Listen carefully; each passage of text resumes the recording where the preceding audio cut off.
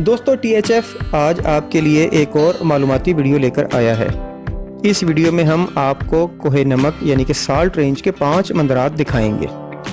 ان مندرات کی درجہ بندی THF کی ٹیم نے ایک معیار یعنی کہ کرائیٹیریا کے مطابق کی ہے، جس میں ان مندرات کا تاریخی پس منظر، تاریخی اہمیت اور ہندو مت کی مذہبی اہمیت کو مد نظر رکھا گیا ہے۔ ہماری اس فہرست میں 5واں نمبر ہے بھون۔ بھون سرگودا چکوال روڈ پر تقریباً 12 کلومیٹر کے فاصلے پر آباد ہے۔ بھون میں 1 سے زیادہ مندرات ہیں۔ ان مندرات کا طرز تعمیر مشرقی، کشمیری اور مقامی ہے۔ ان مندرات کی تعمیر کا سلسلہ 1894 یعنی کہ 1894 میں شروع ہوا تھا۔ یہ مندرات جو آپ اپنی اسکرین پر دیکھ رہے ہیں، انہیں رام داس نے بنوایا تھا۔ یہی مندر یہاں موجود دوسرے مندرات میں سے سب سے خوبصورت ہے۔ اس مندر کی سامنے والی دیوار پر ہنومان جی کی تصویر بھی کندہ ہے۔ چوتھے نمبر پر ملکانہ مندرات ہیں۔ یہ مندرات M2 کلر کہار انٹرچینج سے اترنے کے بعد چوا سیدن شاہ روڈ پر 3.5 کلومیٹر کا سفر طے کرنے کے بعد جلیبی چوک سے بیسٹ وے سیمنٹ فیکٹری والی سڑک پر مزید 17 کلومیٹر کا فاصلہ طے کرنے کے بعد آپ ملکانہ مندرات پہنچتے ہیں۔ یہ مندرات تقریباً 100 سال پہلے تعمیر کیے گئے۔ یہاں پر 2 مندرات اور ایک اسٹوپا بھی ہے۔ ان مندرات کی تعمیر بدھ مت سے وابستہ لوگوں نے کروائی تھی۔ یہ مندرات شیو گنگا جی سے منسوب کیے جاتے ہیں۔ ان مندرات کا طرز تعمیر یونانی اور کشمیری ہے۔ جی تو دوستو، اب باری آتی ہے ام مندرات کی۔ پوچھالی نوشہرہ سے ام شریف کی طرف سفر کریں تو تقریباً 19 کلومیٹر کے بعد یہ مندرات آتے ہیں۔ یہاں آپ کو 1 سے زیادہ مندرات کی سیریز اور قلعہ کے آثار ملیں گے۔ ان مندرات میں سے صرف 2 مندرات ہی بچے ہیں۔ ایک بڑا مندر ہے جو تقریباً 15 سے 20 میٹر بلند ہے اور یہ 3 منزلہ ہے، جبکہ دوسرا جو ذرا قدرے چھوٹا مندر ہے تقریباً 8 سے 10 میٹر بلند ہے اور یہ 2 منزلہ ہے۔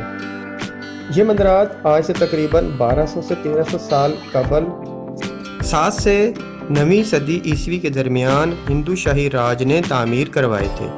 ان مندرات کا طرز تعمیر بھی کشمیری اور یونانی ہے۔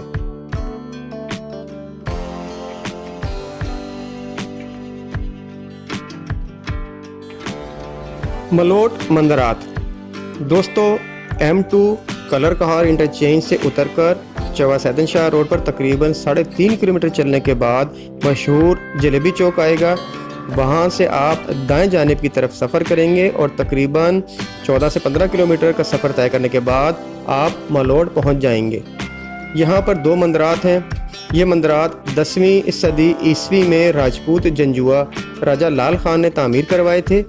یہاں پر قلعہ کے آثار بھی ملتے ہیں۔ سرخ ریتلی اینٹوں سے بنی یہ عمارتیں اپنے جاہ و جلال سے آپ کا استقبال کریں گی۔ ان مندرات کا طرز تعمیر بھی کشمیری، یونانی اور مقامی ہے۔